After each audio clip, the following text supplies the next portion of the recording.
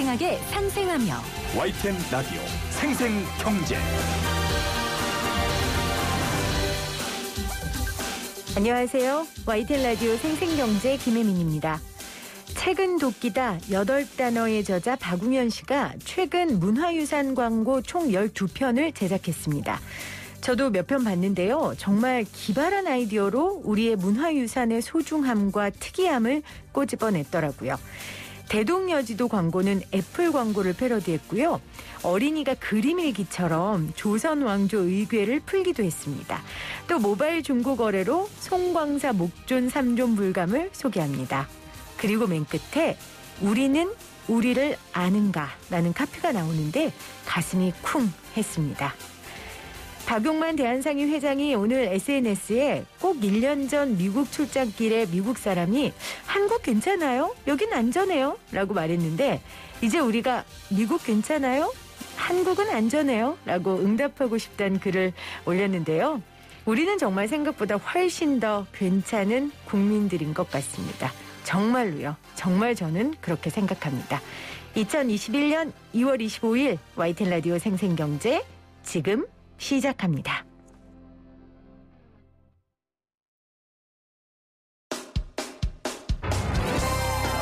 쉬운 경제, 살아있는 경제, 우리 집 경제 이야기, YTN 라디오 생생경제.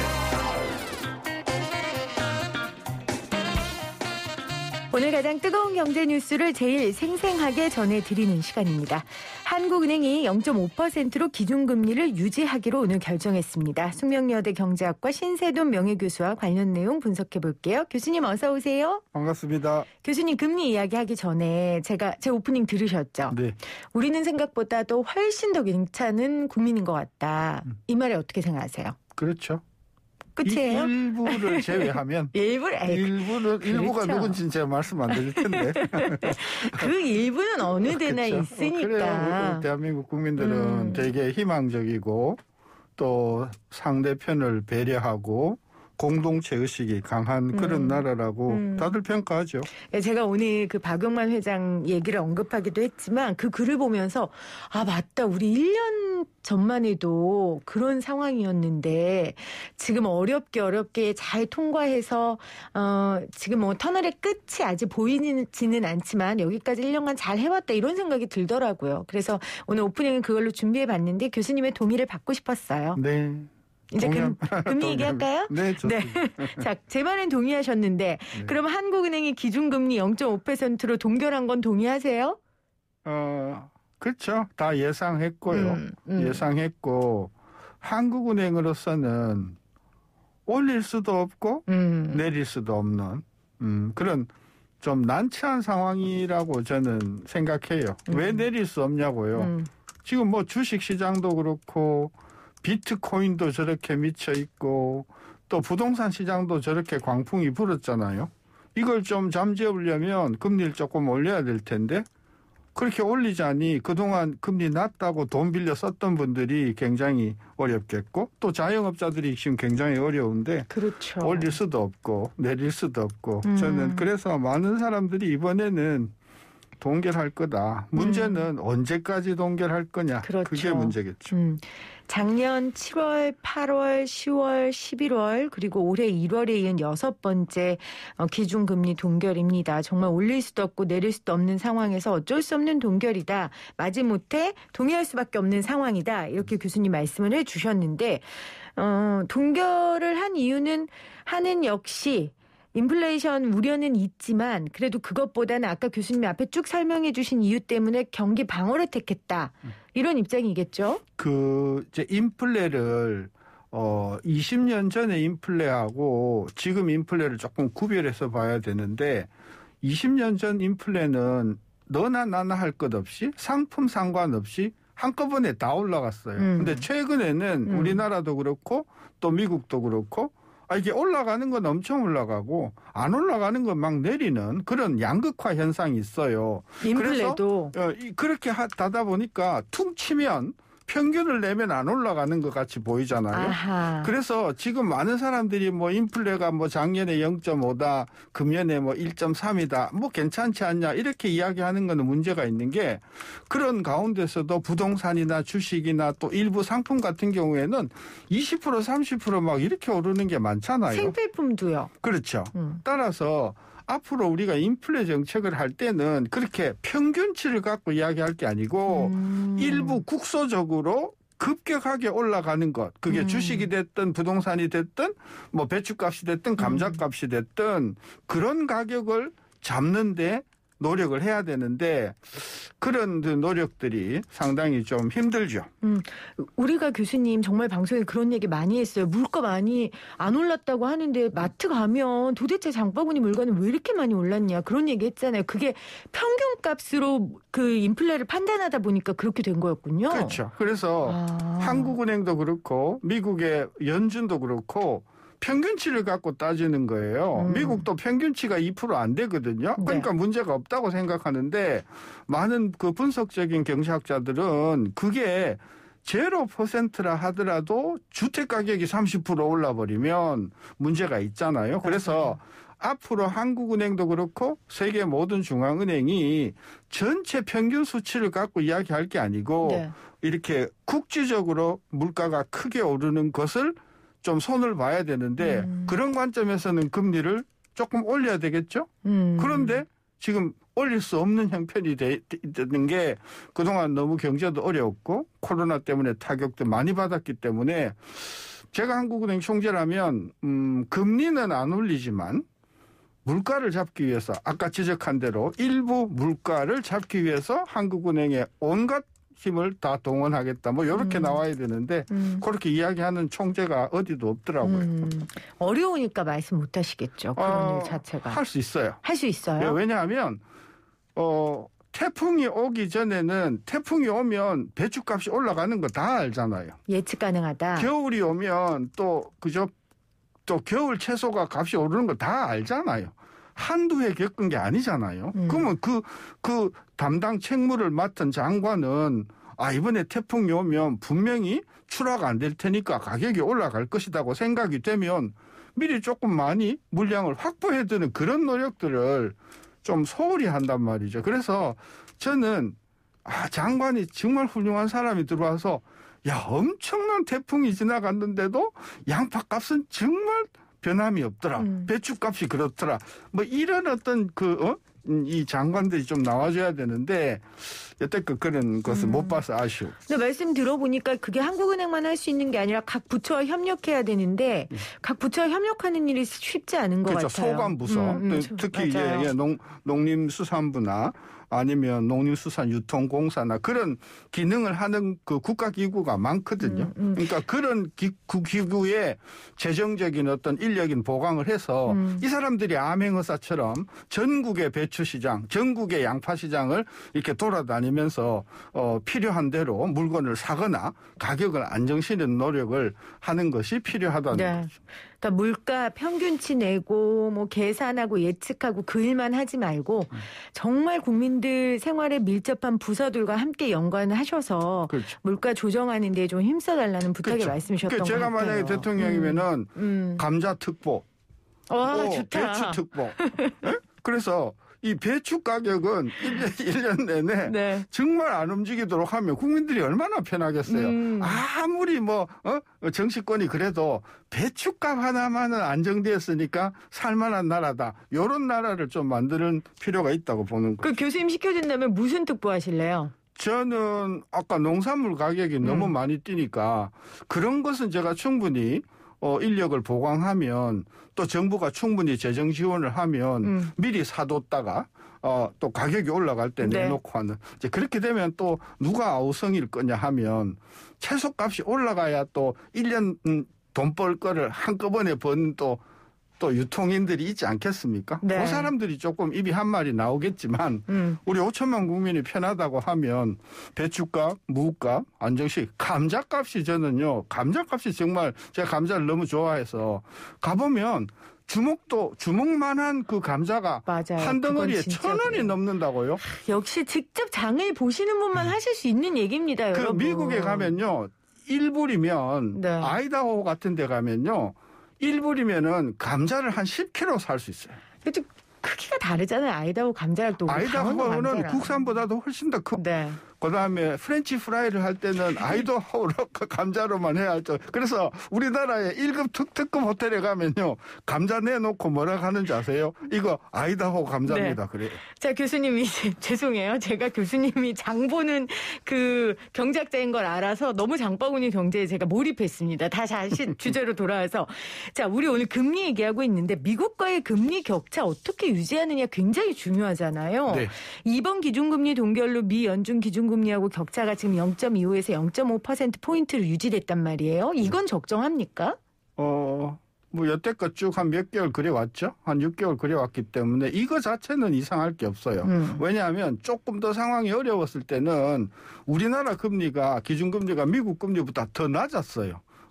그것보다는 좀 좋은 현상인데, 그것 자체가 문제가 아니고, 네. 미국이 앞으로 금리를 어떻게 할 거냐. 이게 그렇죠. 지금 뭐 난리가 났잖아요. 어떻게 할 것 같아요? 지금 미국이 한 8개월째 장기 금리가 올라가고 있어요. 시장 금리가 올라간단 말이죠. 시장 금리가 올라가면, 미국 연방은행도 따라서 올리지 않겠는가 그런 우려 때문에 지금 미국의 증시가 굉장히 불안해하고 있지 않습니까? 그래서 미국이 올릴지 안 올릴지는 제가 모르겠는데 어쨌든 한 6개월 1년을 놓고 보면 미국도 조금 올릴 수밖에 없는 상황이 올 것이고 그렇게 되면 우리도 또 조금 올려야 할 그런 상황이 올지는 모르겠는데 네. 적어도 금년 말까지는 적어도 금리는 안 오를 것이다.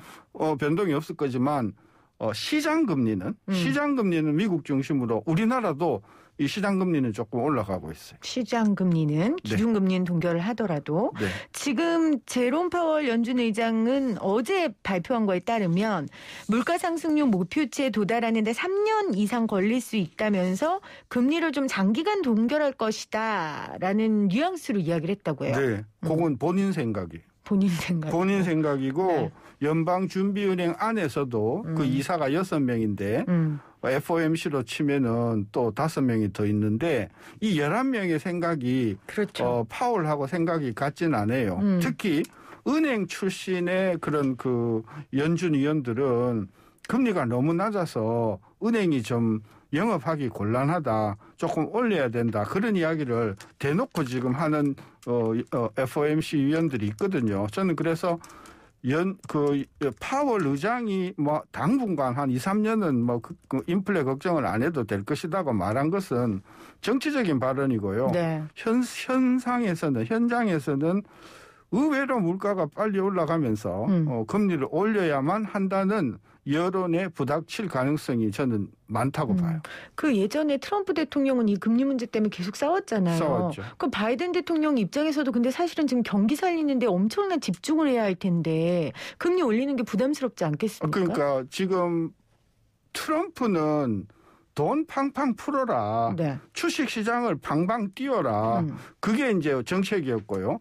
바이든은 계속해서 뭐라 하겠냐면 연준이 돈을 풀어갖고 누가 재미 보냐. 주식시장하고 큰 손들만 재미를 보지 않냐. 돈 많은 사람만 재미 본다. 이건 문제가 있다. 저는 그렇게 지금 생각을 하고 있기 때문에 트럼프 하에서의 금리를 내리는 거하고 바이든 하에서의 금리 정책은 결이 다르다고 봐요. 그래서 훨씬 더 바이든 정부 하에서는 금리를 올리는 것이 마땅하다고 생각하는 사람들이 정치인도 그렇고 아까 이야기한 은행 출신의 그 연준 위원도 그렇고 금리를 올리자는 분위기가 훨씬 강해요. 그 안에서는. 네, 알겠습니다. 미국이나 우리나라나 어쨌건 결론은 금리를 올리는 방향성으로 가는 건 맞대 속도의 문제인데 그래도 시그널이 있을 거 아니에요. 금융당국이 이제 금리 인상을 이제는 해야 된다. 그 시그널이 뭐예요? 물가가 막 너무 올라가는 거? 그렇죠. 물가가 올라가는 건데 아까도 이야기했잖아요. 한국의 소비자 물가가 이제 금년에 1.3인데 이게 2%를 넘어가면 일부 소비자 물가는 거의 5% 10% 이상 올라야만 그런 일들이 올 거거든요. 평균치니까. 그렇죠. 그래서 일부 그 소비자 물가 또는 일부 그 공산품 물가 지금 왜냐하면 콩도 그렇고 그다음에 구리도 그렇고 지금 굉장히 오르거든요. 그 조금 있으면 우리 콩을 지금 거의 수입하거든요. 이제 두부값이 올라간단 말이에요. 두부값이 한 40% 30% 올라가면 국민들이 이게 뭐냐 이제 그런 이야기가 나오지 않겠어요. 그래서 물가 지수로 보면 2% 넘어가는 것이 소비자 물가로서는 일부 상품의 경우에는 10% 이상 넘어가는 것일 거기 때문에 네. 그런 상황이 되면 여론적으로도 한국은행이 뭐 하고 있냐 이런 이야기가 나올 것이고 그런 이야기는 거의 동시에 미국에서 나올 것이고 그러면 하반기가 되면 적어도 여론은 금리를 조금 올려야 한다는 그런 콘센서스가 형성될 가능성이 크죠. 그러니까 소비자 물가가 2% 이상 정도 올라가면 그때는 금리 인상에 좀 힘이 실어질 것이다. 네. 또 하나의 금리 인상 근거로는 이제 주식시장 과열을 이야기하시는 분들 굉장히 많아요. 뭐 B2 뭐 우리 말을 더 이상 설명할 거 없는데 교수님은 어떻게 보세요? 이 과열된 주식 투자를 안정시키기 위해서라도 금리를 인상해야 된다.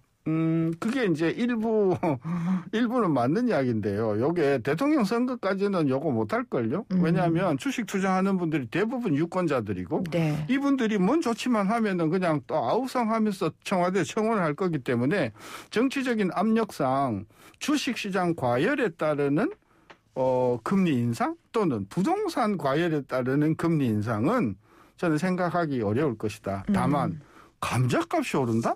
두부값이 오른다? 전반적인 채소값이 오른다? 그거는 또 다른 차원 아니겠어요? 그런 차원에서 적어도 이 선거가 있기까지는 물가 때문에 금리를 올려야 된다는 그런 여론이 형성되기에는 주식시장을 포함해서 상당히 어렵다고. 그러니까 민생이 고통받는 상황이 돼야 되는 거고 사실 지금 금리를 못 올리는 것도 민생이 고통받게 되는 거잖아요. 자영업자분들 얼마나 빚 많이 지셨어요. 그렇죠. 그러니까 물가라는 고통이 하나 있고 또 하나는 빚 부담이라는 고통이 있잖아요. 가계빚. 이게 네. 가계빚이 뭐 1, 2만 원도 아닌데 맞아요. 이게 금리가 올라가 버리면 이게 대출 금리는 훨씬 더 빨리 많이 올라가거든요. 그래서 그런저런 요인으로 해서 사실은 여태껏 올렸어야 하는데 못 올리고 뭉개고 왔던 거예요. 그러면 저 곧 대출 상담하러 가려고 그러는데 고정금리로 해요? 기준금리로 해요? 변동금리로 해요? 변동금리가 좋아요. 변동금리로 해요? 고정금리가요. 많은 네. 고정금리잖아요. 네. 고정금리로 바꿔주면서 수수료 받고요. 고정으로 딱 정할 때는요. 자기가 생각하는 것보다 좀 높게 고정으로 가기 때문에 그 고정으로 가는데 함정이 많아요. 그냥 솔직하게 변동금리로 가는 게 네. 긴 한목에서는 훨씬 더 경제적이에요. 네. 변동금리가 낫답니다. 경제적입니다, 여러분. 정말 이 금리가 가정 상황에 엄청난 영향을 주는 거기 때문에요. 저만 아니죠? 여러분들도 그러시죠? 자, 마지막으로 주식에 대한 교수님의 인식은 제가 뭐 너무 잘 알고 있고 물어보나 마나할 것 같지만 요즘 비트코인 진짜 난리거든요. 사실 고위험 자산으로 이렇게 돈이 물리는 분위기가 이게 좋은 건 아닌 것 같아요. 뭐 비트코인 자체가 미래의 화폐고 기술적인 이런 것 차치하고라도요. 경제학자로서 어떻게 보세요? 비트코인은 신기루예요. 신기루다. 실체가 없어요. 실체가 없는데 많은 사람들이 실체가 있다고 믿어요. 그 사람들끼리 가격을 베팅해서 올리는 거예요. 그래서 우리 같은 사람들은 그거 신기루니 하지 말아라고 해도 그 신기루 때문에 돈을 벌고 재미를 보는 사람들이 절반은 있기 때문에 저는 당분간을 갈 거라고 보는데 한 4, 5년만 놓고 보면 그때 그 신기루 정말 대단했어. 사람들이 많이 좀 회고를 할 것 같아요. 저는 비트코인은 대부분이 저는 허상이다. 허수다고 보면. 알겠습니다. 지금 9090님이 목소리 들어보니 교수님 주식 싫어하시는 분이시죠?